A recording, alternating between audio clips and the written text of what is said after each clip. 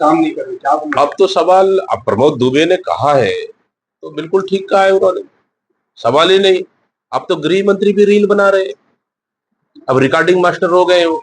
आज हमारे यहाँ पता है रायपुर में अभी मैं बढ़िया बाइट दे के आया हूँ रायपुर में अभी, कि इस सरकार से लगातार चाकू चल रही है, इस सरकार में अपहरण भी हो रही है, किडनैप भी हो रही है, लगातार हत्याएं भी हो रही है, लूट भी हो रही है, डकैती भी हो रही।